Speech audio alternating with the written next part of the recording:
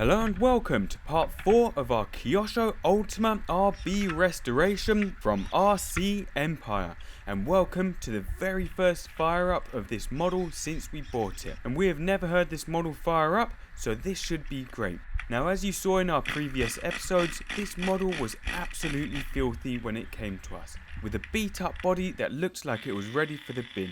But with a lot of time and work, we got this Ultima looking almost box fresh, shiny and ready to run with a brand new coat of paint that we applied in episode 3.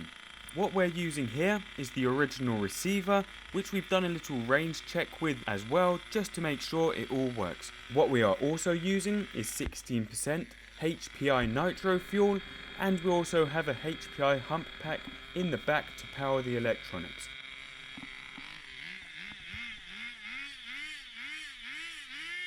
As you can see, we gave it a little bit of gas on the transmitter just to fire it up. But as expected from Kyosho, the 18-year-old model fired up immediately. So if we head over to the track, now we're not going to do any laps with this today, and this is more of a post-build test to make sure everything works, nothing falls out, and everything moves as it should. But it is fantastic. What a fun little two-wheel drive model.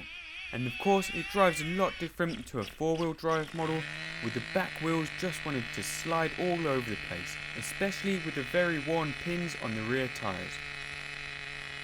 But this has definitely still got some power to it, and you can also notice the speed difference from this versus the Kyosho Pure 10 Alpha, with the smaller GX-12 engine versus the GX-15 engine in this. And we'll definitely do a race between these two in the coming episodes, with the Pure 10 Alpha being four-wheel drive.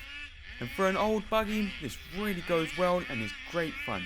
Now, as soon as we got to the track, we realised that I don't think there's any oil in the rear shocks, and you can see when it's flying down the long straight, the back end is bouncing all over the place. So we must have forgotten to put that in between putting it away for the winter and picking it up to bring to the track. But we'll do a shock rebuild and fill video soon, so do watch out for that. But that's it, it's running great and it looks amazing out on track with that new silver paint job. We will be back in the next episode with some more running action, as well as taking a detailed look at these shocks and how the buggy has fared after its first run. But that's it for now. Please do rate, comment and subscribe to our channel. I hope you enjoyed this little running clip. Thank you for watching and see you soon.